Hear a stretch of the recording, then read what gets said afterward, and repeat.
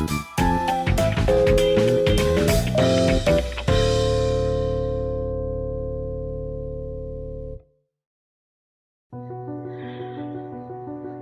Ibu, saudara-saudari, umat sekalian yang dikasihi Tuhan, yang hadir di gereja juga saya lihat di basement, banyak di basement, dan dari rumah yang mengikuti Ekaristi. Minggu ini semakin banyak kita berkumpul di gereja merayakan Ekaristi. Dalam hari-hari ini, bangsa kita sedang merayakan PON di Papua. Dan saya mau mengutip kalimat dari Bapak Jokowi dalam rangka pembukaan kemarin. Dia menyapa, selain menyapa seluruh bangsa ini, tetapi secara khusus menyapa masyarakat Papua. Dia mengatakan, masyarakat Papua yang saya sayangi, yang saya kasihi, yang saya cintai, itu sangat membuat sukacita tentu saja bagi orang-orang Papua yang disapa sedemikian oleh Presiden. 3 kata yang diulang yang hampir semakin menegaskan makna persaudaraan, makna kebersamaan yang disampaikan oleh Presiden kepada masyarakat Papua yang kita tahu selama ini seolah-olah kurang mendapat perhatian. Lalu kemudian itu hal pertama.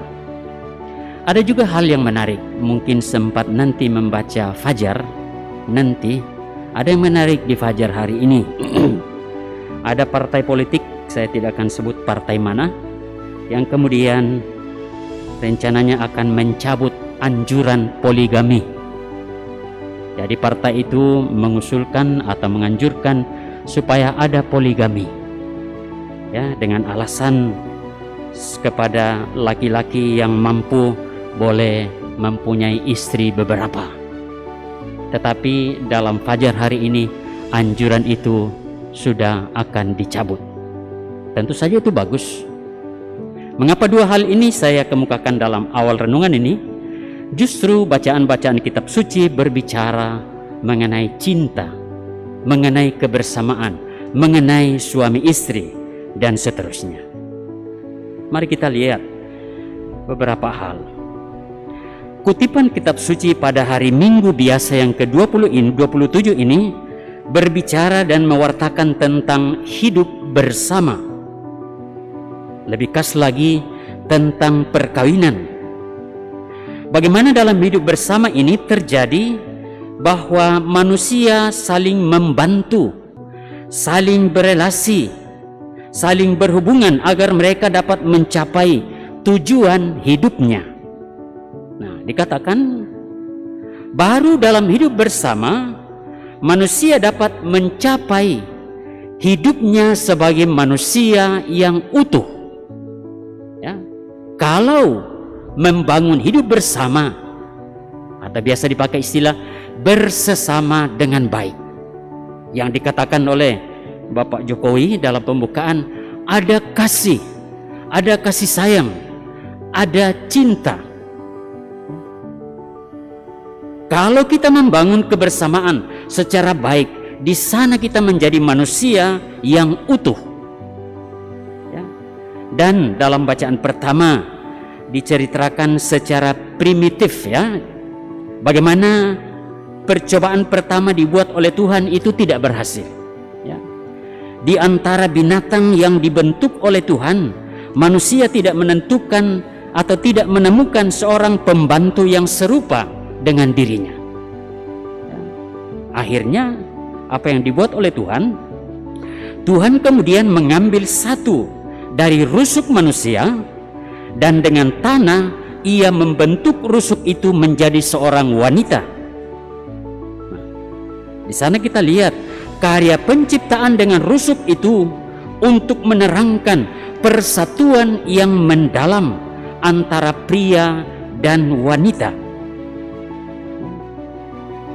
Di sana mau diterangkan bagaimana hubungan erat, hubungan murni itu disambut dengan gembira dengan mengatakan inilah tulang dari tulangku dan daging dari dagingku.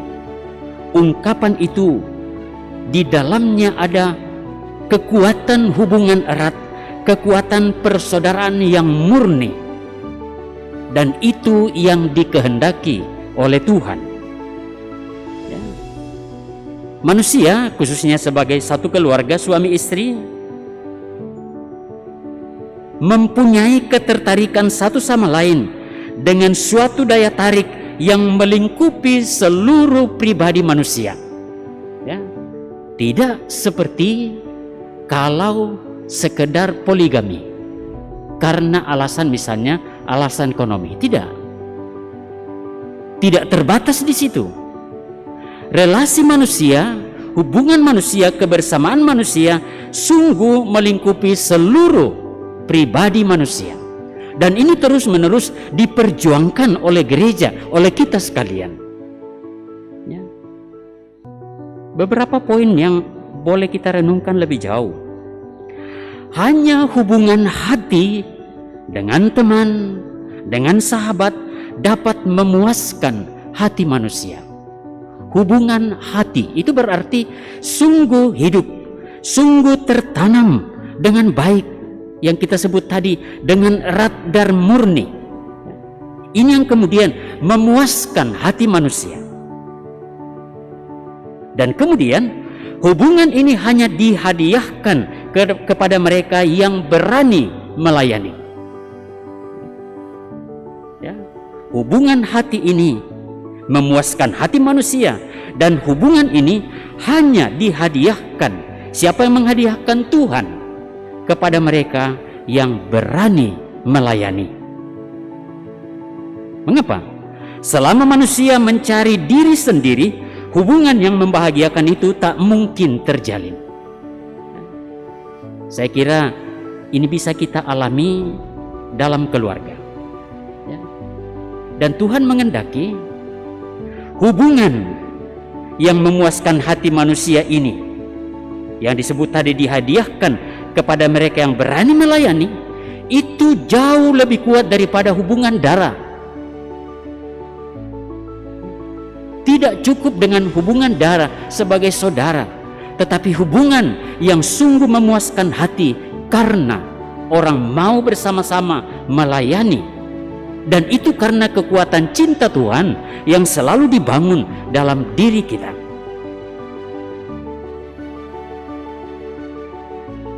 Kenal mengenal tidak pernah sampai menghilangkan rahasia seseorang. Nah, hubungan mesra harus dibela dengan tegas. Nah, ini tidak hanya sebagai suami istri, tapi sebagai satu keluarga harus berani untuk membela dengan tegas hubungan mesra. Mesra dalam arti seperti tadi, ada hubungan erat, ada hubungan murni. Misalnya sebagai satu keluarga, sebagai suami istri. Oleh karena itu Bapak Ibu dan Saudara terkasih, kita bersyukur bahwa kita selalu didukung, dikuatkan, dicurahi oleh rahmat cinta Tuhan untuk mempererat, untuk menguatkan kebersamaan, hubungan persaudaraan di dalam kehidupan kita. Maka supaya ini bertumbuh dengan baik, maka beranilah untuk masuk dan terjun di dalam pelayanan-pelayanan itu. Dan pelayanan itu tidak berhenti pada manusia saja, sesama kita, tetapi pelayanan itu kemudian sampai kepada Tuhan. Saya pernah mengatakan, mungkin kadang kita kecewa dalam pelayanan kita kepada sesama, tetapi pelayanan yang kita buat itu adalah pelayanan yang kemudian memuliakan Tuhan. Dan Tuhan yang kita muliakan dalam pelayanan itu semakin membesarkan kekuatan cinta, kekuatan hati kita. Bapak, Ibu, dan Saudara terkasih, seraya bersyukur untuk rahmat cinta Tuhan yang terus-menerus ditawarkan kepada kita, seraya bergembira bersama dengan seluruh bangsa, khususnya saudara-saudara kita di Papua yang disapa sebagai saudara yang dikasihi, yang disayangi, yang dicintai oleh Presiden, mari kita buka hati kita untuk semakin tekun, semakin berani untuk mengabdikan diri sebagai pelayan Tuhan melalui sesama kita. Semoga demikian. Amin.